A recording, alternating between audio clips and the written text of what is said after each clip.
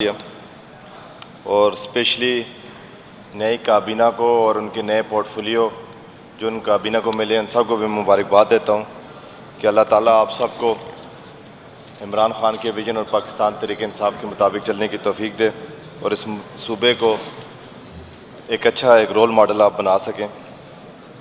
Speaker साहब, मैं कुछ बात जो सबसे दरपेश चैलेंज है, एक अच्छा एक रोल मॉडल आप बना सकें। स्पीकर साहब, मैं कुछ बात जो सबसे दरपेश चैलेंज है हमारा इस सूबे का, सबसे ज़्यादा वो है सिक्योरिटी का।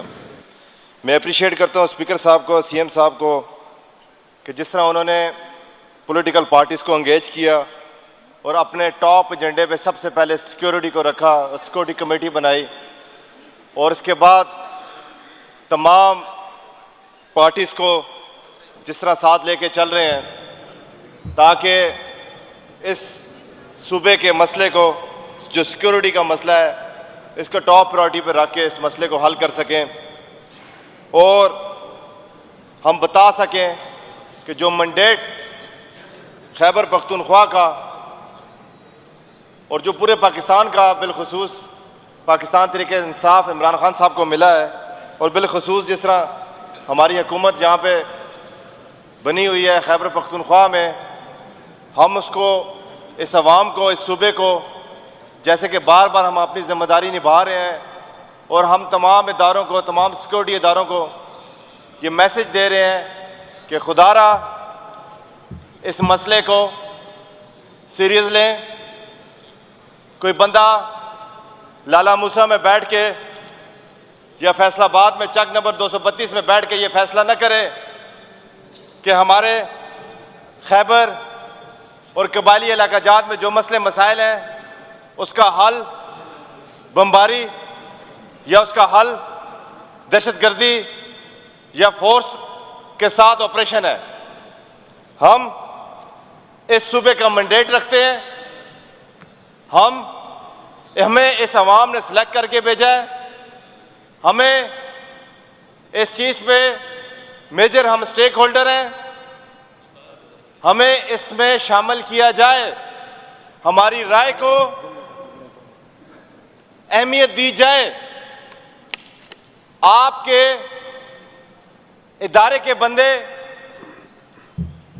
शहीद होते हैं, आप और हम उसका अफसोस तो करते हैं, लेकिन आपको यह एहसास होना चाहिए कि उस अदारे में जो बंदे हैं उसमें मेरा भाई है जो शहीद होता है, या वो मेरा वालिद होता है, या वो मेरा भाई होता है, या वो मेरा बेटा होता है, या वो मेरा कज़न होता है, या वो मेरी बहन का शौहर होता है।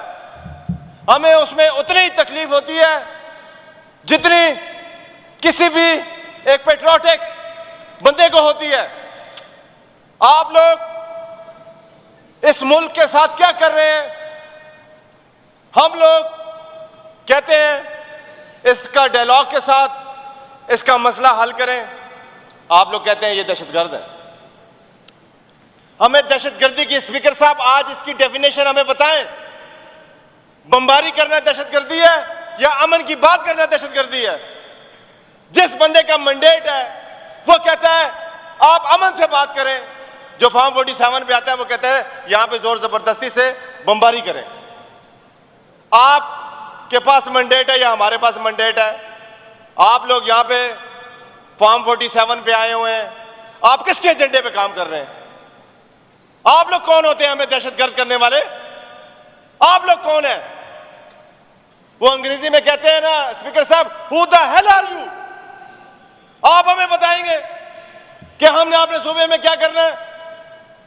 आपके पास मैंडेट नहीं है, आप किस हैसियत से हमें बताते हैं कि यहां पे बमबारी करें? आप यहां पे रहते नहीं है, आपका इस सूबे के हालात का आपको पता नहीं है।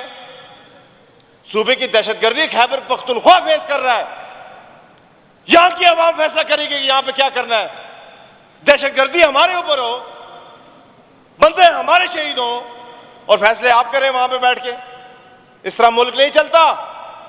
स्पीकर साहब, मुझे इंतहाई अफसोस के साथ कहना पड़ता है चाहे हमारी ओपोजिशन की जमातें हैं, चाहे हम सब इस ऐवान में बैठे हुए हैं, खैबर पख्तूनख्वा का वज़ीर आला जाता है और एडियाला की जेल के बाहर रोडों पे रुल रहा होता है। ना आप लोग, हमारे इदारे, ना आप लोग अदालती हुक्म मानते हैं, ना आप लोग स्पीकर की और इस असेंबली की कोई करारदाद मानते हैं, ना आप लोग कोई जिरगा मानते हैं, ना आप लोग अवामी राय मानते हैं। आप लोग चाहते क्या है इस मुल्क के साथ? आप बनाना क्या चाहते हैं इस मुल्क को? अगर नहीं मानना तो बंद करें इस असेंबली को, बनाएं इसको भी कोई मैसेज बना दें इसको भी। यहां पे क्यों लोगों को ला के टाइम जाया कर रहे हैं जब आप लोगों ने माननी नहीं है? हमारी करारदादों को उठा के आपने रद्दी की टोकरी में फेंक देनी है और आप लोग हमें ये बताते हैं कि इस मुल्क में रूल किसका चलता है। इसी वजह से फिर हम आपसे क्वेश्चन करते हैं कि हमारे मुल्क की अदलिया 140 में से 138वें नंबर पर क्यों है? इसका जिम्मेदार कौन है? इस मुल्क में जो करप्शन हो रही है इसका जिम्मेदार कौन है? हमारे मुल्क में रूल ऑफ लॉ नहीं है, इसका जिम्मेदार कौन है? हमें बताएं।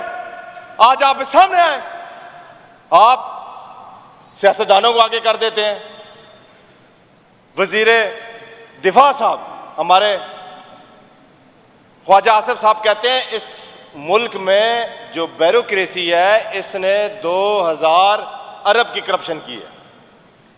अभी इस ये ब्यूरोक्रेसी से वजीर दिफा जो है इससे ज्यादा बेहतर और कौन है बंदा जो हुकूमत में बैठ के ये कह रहा है।